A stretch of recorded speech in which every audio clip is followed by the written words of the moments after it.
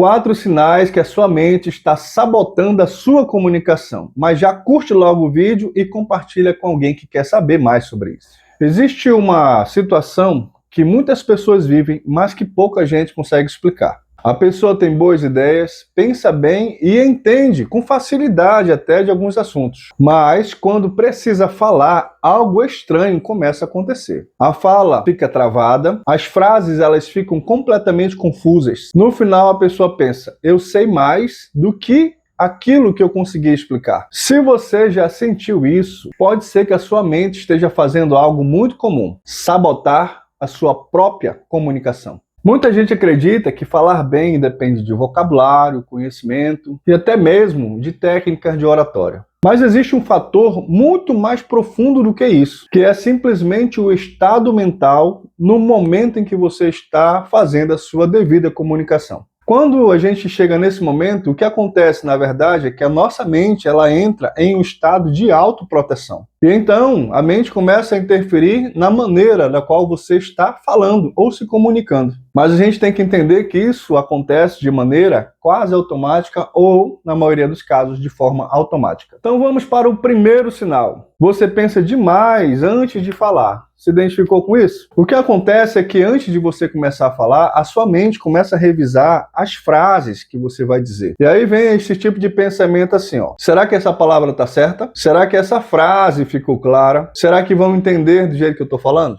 Nesse caso, enquanto a sua mente ou a minha mente está fazendo essa autocorreção da frase, a comunicação começa a perder a fluidez, porque no final das contas, o que é a comunicação? É a fluidez da fala. Você vai falando não frases completas, mas você vai falando várias ideias. E é isso que a nossa mente está sabotando na hora da comunicação. E aí, quando chega nesse ponto, a sua fala vira simplesmente um fardo muito pesado para carregar. Mas entenda o seguinte, falar bem não é montar ou guardar frases completas e perfeitas. É deixar as ideias fluírem através da sua fala. Sinal número 2, você tenta parecer inteligente quando fala. Aí é cruel, né?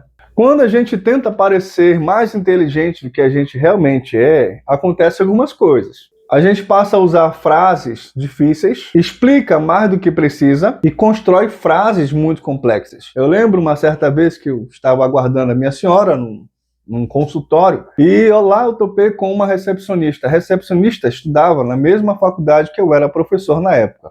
Antes dela saber que eu era professor, a fala dela fluía com mais naturalidade. Sem palavras complexas, ela conseguia se comunicar. Não falava bem, mas se comunicava. O que aconteceu no momento em que ela descobriu que eu era professor na faculdade do qual ela estava estudando? Ela começou a fazer tudo isso que a gente acabou de comentar.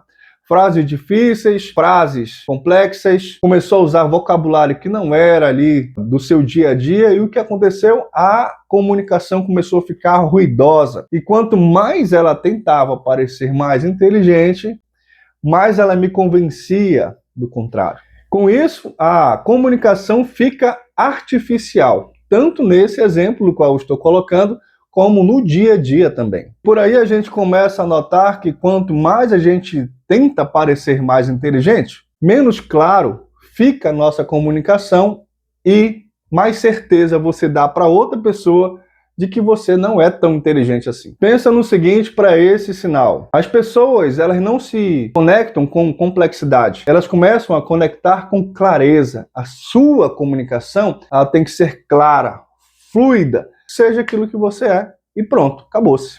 Sinal número 3. Você começa a fala muito confiante, mas depois trava. Você começa a falar bem do meio para o fim. O que acontece? Você começa a travar, gaguejar, falhar, começa a ficar nervoso e a coisa perde o controle. Por que isso acontece? Porque no meio do processo vem o seguinte pensamento. Será que eu estou explicando bem? Será que estão me entendendo? Ah, isso daí é cruel.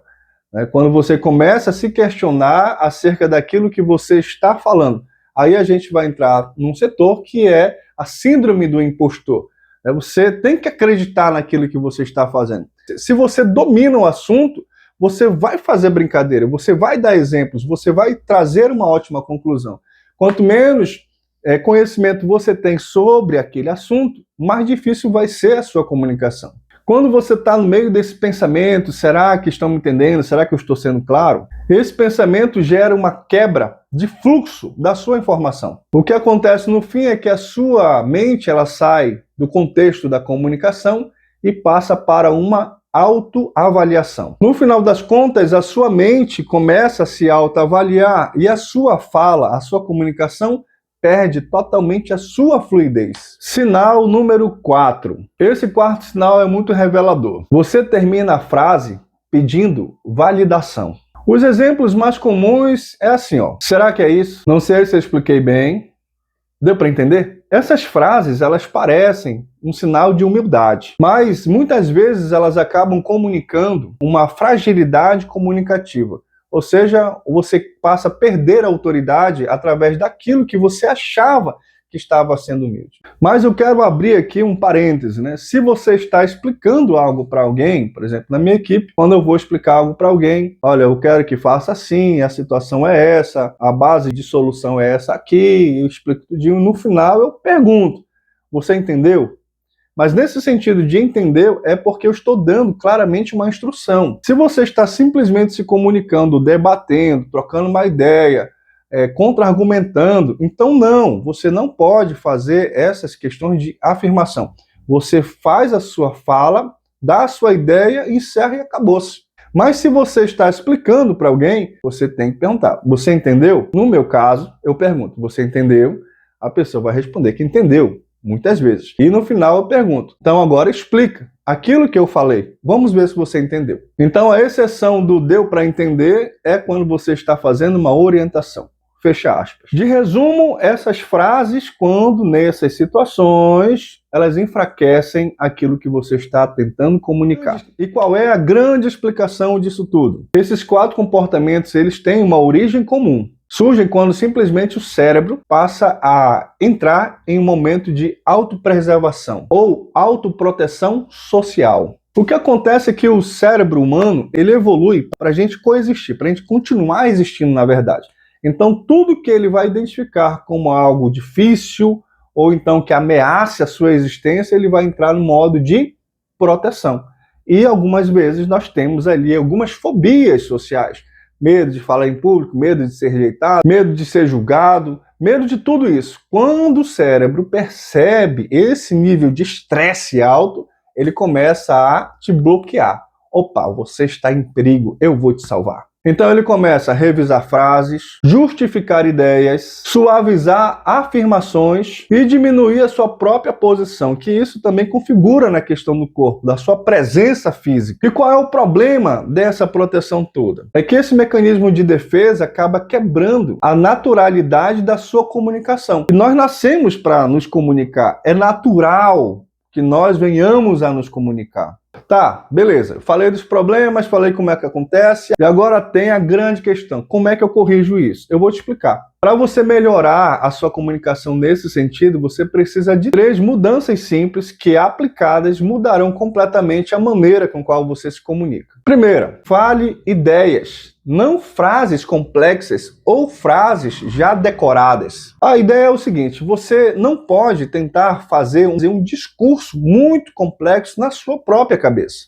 Fale das ideias e deixe essas ideias fluírem até a quem você está se comunicando. 2. Simplifique suas afirmações. Evite terminar explicações com validação. Conclua a ideia e pare. Acabou. Espere a outra pessoa contra-argumentar. Para finalizar esse vídeo, nós temos o seguinte. Se a sua mente está sabotando a sua comunicação, não é falta de inteligência. Muito pelo contrário, você é inteligente. Isso é simplesmente um excesso de autoproteção mental. A comunicação forte, ela não nasce da tentativa de parecer perfeita. Ela não nasce disso. Ela nasce da clareza, da presença e da confiança na própria ideia. É por isso que aprender sobre comunicação não fica só e exclusivamente só na técnica da oratória. Você tem que aprender a alinhar mente, corpo e voz. Quando essas 3 coisas estão integradas, a comunicação flui com muito mais naturalidade. Se você ainda não curtiu esse vídeo até agora, curte agora e ajuda a divulgar esse tipo de conteúdo. Forte abraço e até a próxima.